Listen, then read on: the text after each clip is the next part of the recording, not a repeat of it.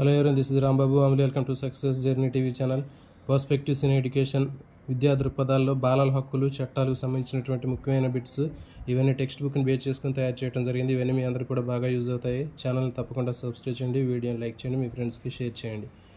First question, మన దేశం రాజ్యాంగంలో ప్రతి అంశానికి సంబంధించి పాలనా అధికారాలను ఎవరి మధ్య విభజించడం జరిగింది? ఆప్షన్ ఏ రాష్ట్ర ప్రభుత్వాల మధ్య, ఆప్షన్ బి కేంద్ర రాష్ట్ర ప్రభుత్వాల మధ్య, ఆప్షన్ సి కేంద్ర ప్రభుత్వాల మధ్య, ఆప్షన్ డి స్థానిక ప్రభుత్వాల మధ్య. దీనికి సరైన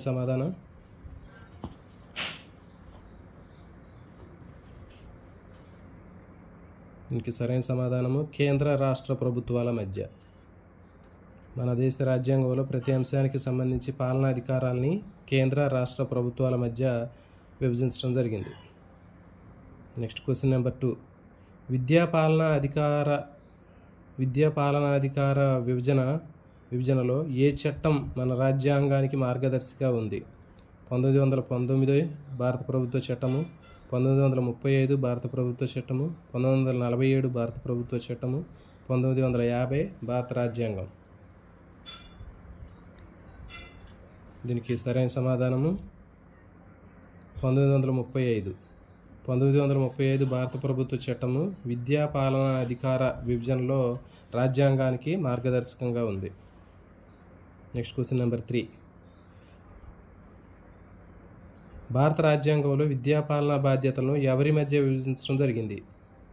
ఆప్షన్ ఏ కేంద్ర రాష్ట్ర ప్రభుత్వాల మధ్య, ఆప్షన్ బి రాష్ట్ర ప్రభుత్వాల మధ్య, ఆప్షన్ సి స్థానిక ప్రభుత్వాల మధ్య, ఆప్షన్ డి విద్యా సంస్థల మధ్య. దీనికి సరైన సమాధానము ఆప్షన్ ఏ కేంద్ర రాష్ట్ర ప్రభుత్వాల మధ్య. భారత రాజ్యాంగంలో విద్యాపాలనా బాధ్యతల్ని కేంద్ర రాష్ట్ర ప్రభుత్వాల మధ్య విభజించడం జరిగింది. క్వశ్చన్ నెంబర్ 4, విద్యా సంబంధ పాలనా అధికారాల విభజనకు సంబంధించి మనకు ఎన్ని జాబితాలు ఉన్నాయి? Option A 2, option B 3, option C 4, option D 5.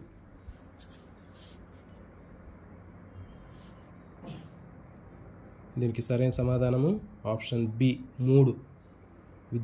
విద్యా సంబంధమైన పాలనాధికారాల విభజనకు సంబంధించి 3 జాబితాలు ఉన్నాయి: కేంద్ర జాబితా, రాష్ట్ర జాబితా, ఉమ్మడి జాబితా. నెక్స్ట్ క్వశ్చన్ నెంబర్ 5, ఇలాంటి మరిన్ని వీడియోలకు ఛానల్ని సబ్స్క్రైబ్ చేయండి, అదేవిధంగా మీ ఫ్రెండ్స్కి షేర్ చేయండి. Thank you.